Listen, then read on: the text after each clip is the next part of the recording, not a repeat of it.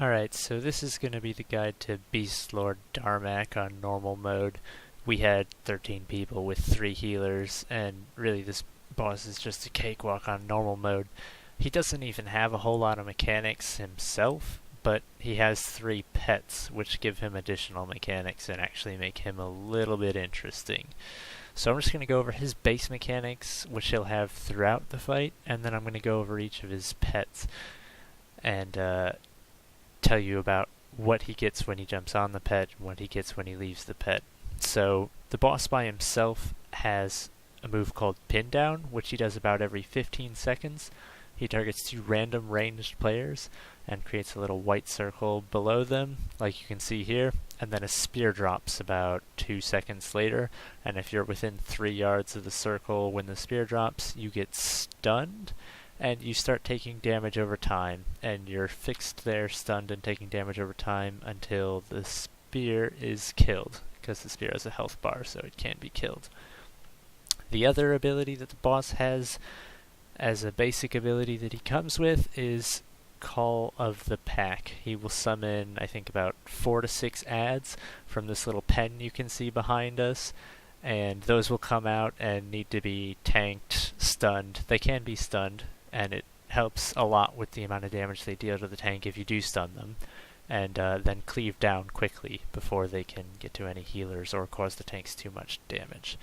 Now, at 85%, 65%, and 45% health, the boss will run to the nearest mount that he has left alive and mount on top of it.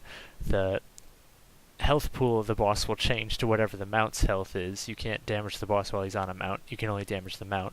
And when the mount dies, he'll dismount, and you can damage him again until he gets down to the next percentage of health that he's going to mount at. Now, when he's on the mount, he still has his basic abilities, and he also has the abilities of the mount, but he does not have any of the abilities of the other mounts, which is kind of important because he retains the abilities of some of the abilities of the last mount he was on for the rest of the fight, and he loses those abilities that he's retaining when he mounts up on a new mount. And I'll be a little bit more specific on that in a second. So the first mount that you want to have him jump on is the one right next to him over on the right. It's Cruel Fang the Wolf. And when he's on this mount, he has an ability where he leaps to a random ranged player, and he applies a bleed to them and anybody within 8 yards, and then he leaps back to the tank and does the same thing, applies the bleed to them and anybody within 8 yards. So while he's on the wolf, and for the rest of the fight after the wolf, except when he's on a different mount, the tanks have to spread out from each other so that they don't both get the bleed debuff, and they have to do a tank swap rotation at about 3 or 4 stacks of the bleed debuff. So typically one tank will be picking up the adds, while the other is tanking the boss and getting bleed stacks, and then when he gets to 4, they'll do a swap. Everyone else should stay spread out so that multiple people don't get the bleed debuff at the same time. And other than that, he gains an ability called Savage Howl, which increases his movement speed and attack speed, and means that the tanks are going to get hit harder during this phase. Now, the second mount that you want him to mount up on is this Rylak here. The Rylak gives him a Fire Breath ability, which he will retain after he's dismounted off the Rylak, and it pulses 3 times, and it applies a debuff each time it pulses if you're standing within the cone, and the debuff does a lot of damage, so when he turns to face you to do his Fire Breath, you really have to move out of that and only get hit by 1 or 2 stacks at most.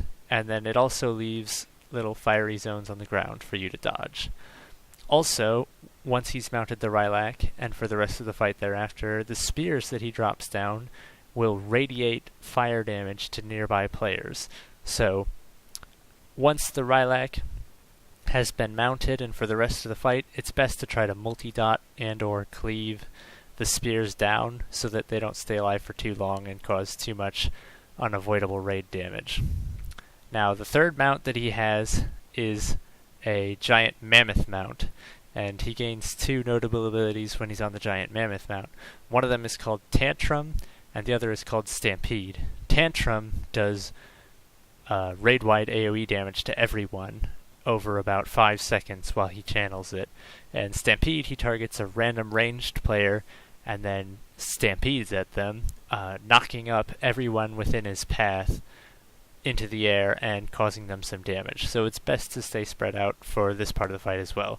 Basically, if you haven't got on yet, this is a spread out fight. Everybody should be spread out at least 8 yards at all times, and you really don't want to get hit by spears, which come down about every 15 seconds, as that stuns you and it diverts the attention of the healers because you take a lot of damage after you get hit, and it's basically what's going to cause your tanks to die. Now, like I said earlier, he retains some of his abilities through each of the phases. After he's mounted on the wolf, he will continue to do his jumping attack, which causes a bleed. After he's mounted on the Rylak, he will continue to do his fiery breath, which lays down fire zones, and he will continue to radiate fire from the spears. And after he's mounted on the giant mammoth, he will continue to do Tantrum, which causes raid-wide AoE damage.